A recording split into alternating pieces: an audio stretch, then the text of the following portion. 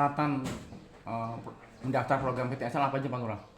Kalau persyaratan PTSL sebetulnya normatif. Yang pertama tentu KTP, kartu keluarga itu utama lah ya. KTP pemohon, KK pemohon, kemudian KTP persetujuan dari pemohon, kemudian KTP batas-batas timur, barat, selatan, utara, kemudian ada bukti kepemilikan ataupun SPPT. Nah, di bukti kepemilikan ini kan kategorinya penjabarannya melebar nih.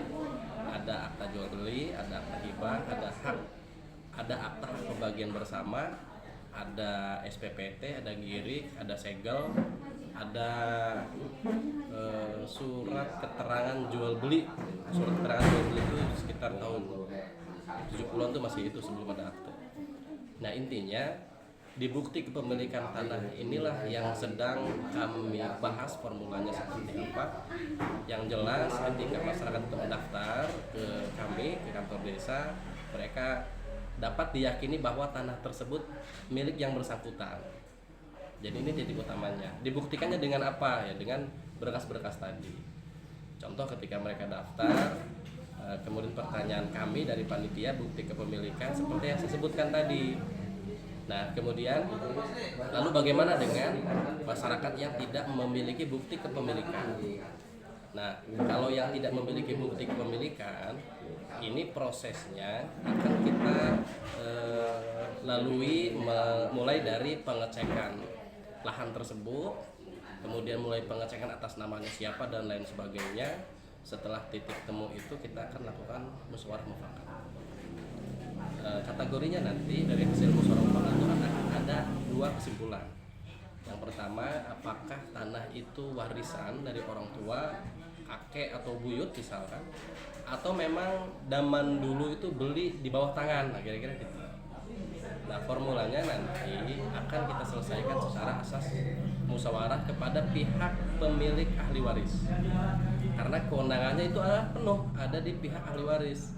Ketika pihak ahli waris menyatakan iya itu amanat orang tua zaman dulu sehingga sekarang sudah milik yang bersangkutan, silakan Pak Kades terbitkan pemberkasan untuk menerbitkan sertifikat. Maka kami pastikan kita terbitkan secara tuntas dengan melalui beberapa pemberkasan pertanahan, mulai dari surat-surat, warkah, kemudian lain-lainnya lah kita terbitkan dengan tujuan untuk membuktikan bahwa tanah itu milik yang bersangkutan. Nah, untuk administrasi pendaftaran sendiri, Pak Lurah? Administrasinya kita cukup di angka 150.000. Kita tegaskan, tadi juga sudah saya sampaikan kepada masyarakat, biaya pendaftarannya 150.000, itu pun untuk biaya operasional kepanitiaan, patok, ukur, dan lain-lain. Dan kami tegas larang kepada teman-teman yang urus ini agar tidak berlebih memintanya, cukup di 150.000. Nah, target capaiannya sendiri Pak, mulai dari kapan sampai kapan? Kalau targetnya kita mulai dari awal Februari ini, ditargetkan 1 bulan ini selesai untuk memenuhi kuota, karena kuota kami ini hanya 200 ya, hanya 200 sertifikat yang kami targetkan di bulan Mei misalkan di tahap 1 ini bisa terselesaikan agar besar harapan kami setelah 200 ini selesai kami mendapatkan kuota tambahan, karena masyarakat Desa Talaga ini lagi menghitung pemukiman aja lebih dari 1.000, kurang lebih 1.300 unit rumah. Sedangkan kita dapat cuma 200, berarti cuma 10% ya.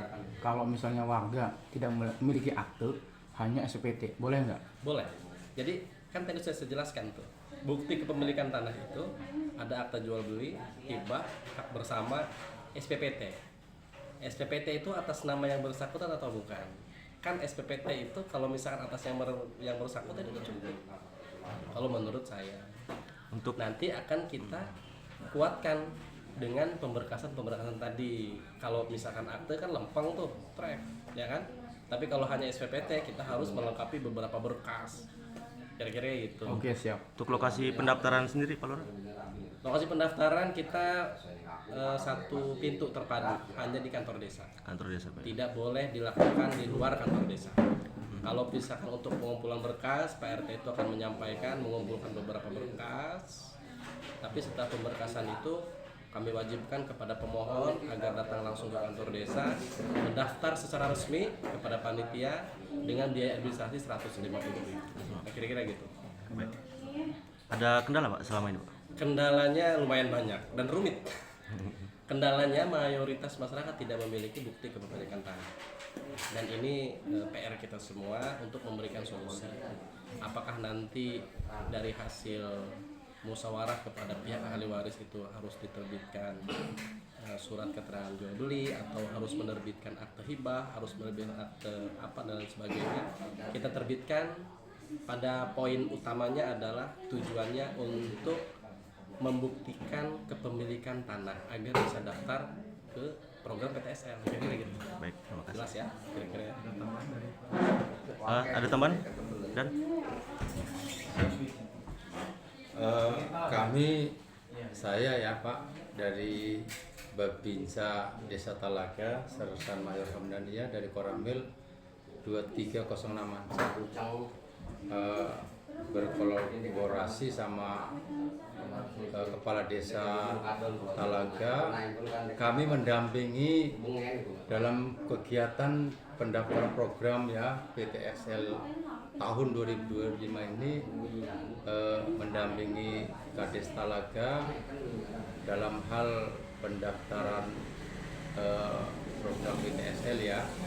Jadi kami Babinsa Desa Talaga selalu menekankan ke warga agar termasuk RT-nya ya, ketua RT-nya kami tekankan supaya